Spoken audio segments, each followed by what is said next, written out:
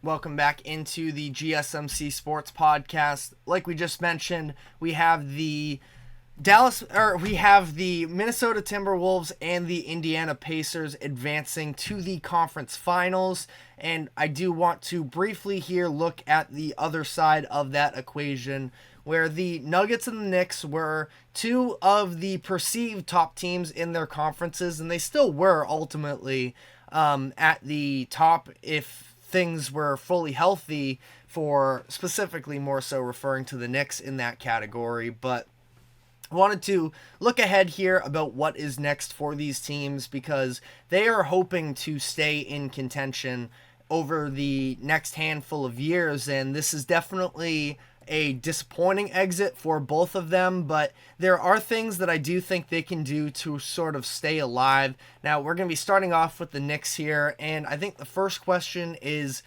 talking about the injury bug here, and they obviously dealt with, we mentioned before, Jalen Brunson was dealing with his foot injury, ultimately the fractured hand, but he wasn't 100% healthy. Then you go down the list, missing Julius Randle since before the playoffs even started. You lose Bogdanovich, you lose Mitchell Robinson fully in these playoffs. Josh Hart was dealing with that ab injury from Game 6 on. OG Anunoby and his hamstring.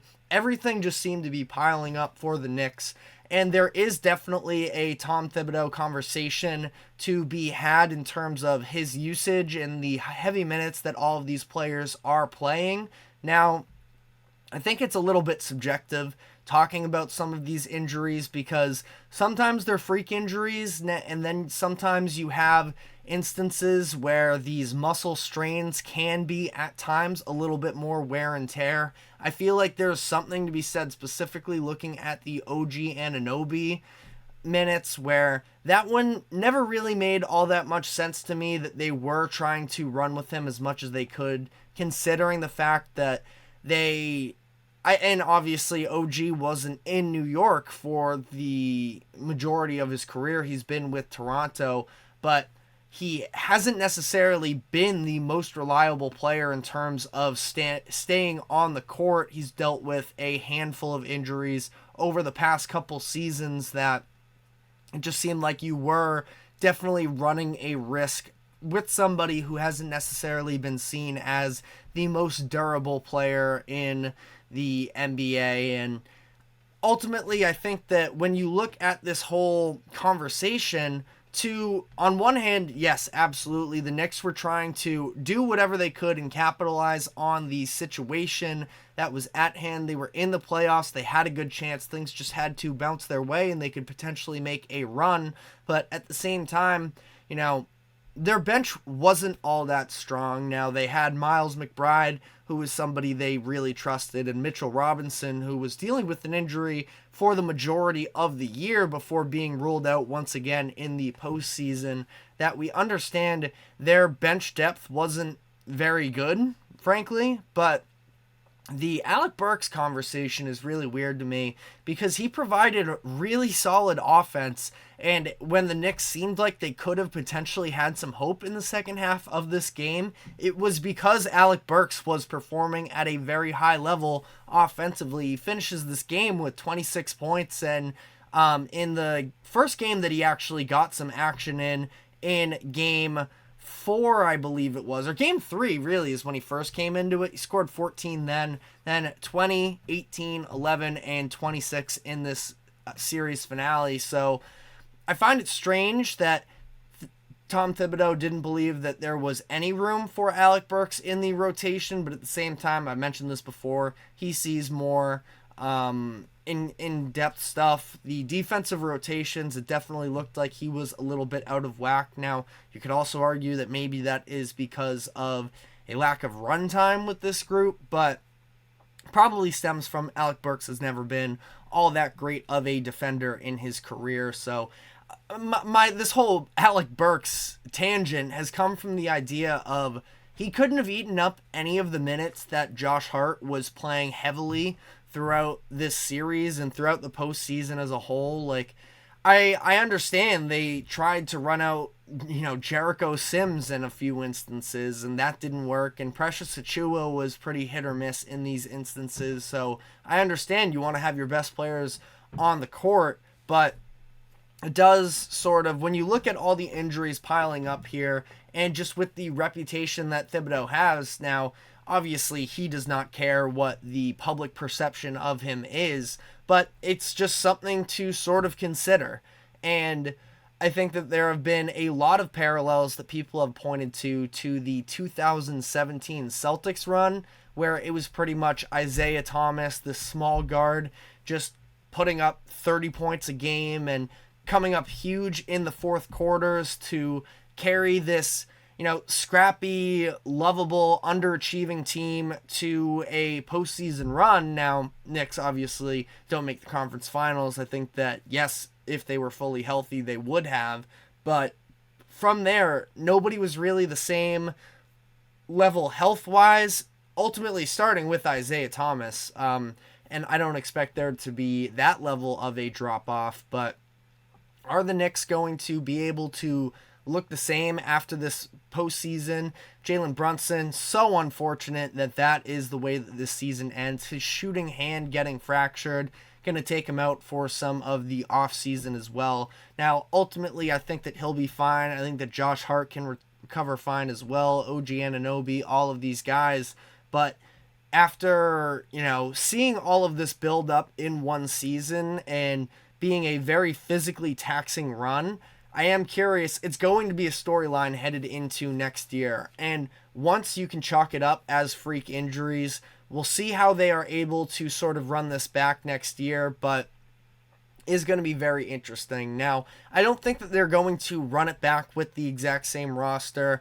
I do expect them to try and be active to find a second guy because, like I mentioned, the reason why they were relying so heavily on their starting lineups was because of the fact that Jalen Brunson was really your only creator from an offensive perspective. And yes, Julius Randle can do so, but at times it feels like it's a coin flip as to whether or not you're going to get a bought-in, efficient version of Randle. And I think that for a lot of Knicks fans, the consensus is that it would be okay for them to move on. But move on for what is the question. Now, Donovan Mitchell has been a name that's been thrown out there for a while. I think that to some degree as well, it's an idea, but excuse me. It's an idea, but I think he plays very similar to Jalen Brunson. Neither one of them provide very much on the defensive side of the ball. So I don't really like the fit there, ultimately. I understand you want to go out and get the star power, but I don't think that is the angle you really want to go at. Now, I feel like a lot of people aren't going to like this. I feel like Paul George would be probably, or at least a player like Paul George. I don't think there are that many options out there on the market, but I do think that, they need some sort of a forward, I think, that can help can play some defense as well. A sneaky candidate would probably, for me, be DeMar DeRozan. Now, I understand he doesn't space as much. Knicks probably want a little bit more three-point shooting in this, but if they can pick up, a 2-3, like a shooting guard, small forward, somewhere around that, they can play maybe a little bit bigger, or they could maybe run OG Anunoby at the 4 and have a, Josh Hart or Dante DiVincenzo in a starting lineup with one of those other guys. I just think they need somebody who can they can fully trust on both sides of the ball. And when Jalen Brunson is being extremely, physically taxed with carrying the offense, he can have somebody he can rely on more to make a shot off the dribble, generate a look for himself or the team. And I think that, again, Paul George, DeMar DeRozan would be two of the free agents that I would definitely be looking to. Again, I understand they're maybe not the superstar level that has been talked about in New York for a while, but I think the Knicks are pretty close here. I thought that OG Anunoby, again, I didn't love how much they ran him up this season because of the durability with him, but I think that he is a perfect, third best player on a championship roster, that they can sort of work him into the system more, have him be a little bit more of a catch and shoot option. And ultimately, I think that the Knicks can definitely be back in this conversation next year if fully healthy, but they are going to, if they want to elevate their ceiling to championship levels, need to have somebody else who can go out and get them a bucket. Now, if you're a Knicks fan and you are on the Julius Randle sort of hype train, he may be your guy, but at the same time, I just don't know if I necessarily would want to put all my eggs in that basket, where it seems like the window is sort of now the East should be in a healthy version of the conference, should be better next year, and that goes for the Knicks as well, but I just don't know if I would necessarily want to go down that road. Now, talked a lot of Knicks here. I do have to get a little bit of Nuggets talk in as well. I think that one of the main things for them is the fact that they had no bench really whatsoever. Christian Brown was really impactful for them, but from more of a defensive standpoint. Justin Holiday, I also thought played good defense in this series, but they really didn't have a scorer off the bench. Now, could that be one of their younger players developing? That's sort of been their plan. A Julian Strawther, a Hunter Tyson.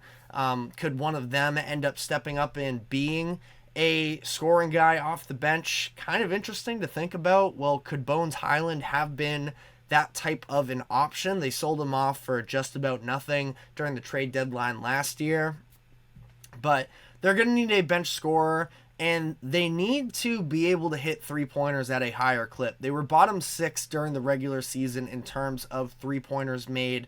Now, that just has to be better, and it's going to be really interesting to see what the future of Michael Porter Jr. looks like in Denver, because the fact that he was basically being replaced by Christian Brown in this series for a lot of the impactful minutes, the closing minutes in a couple of these games, because of the fact that MPJ just did not have it offensively. He scored 25 total points in the final 4 games of this series. It was 4 of 21 from 3. That's supposed to be your go-to guy to be able to, you swing it to him, he is able to knock that shot down. And that was just no longer the case. Now, he was great against the Lakers, so I definitely don't want to overreact, but I think that that will be a conversation, because in terms of a player that's maybe a little bit more expendable, that does have value for them, I think it's Michael Porter Jr., but let me know what you think in the comments section. Getting a backup big man is also very important for the Nuggets this offseason, because,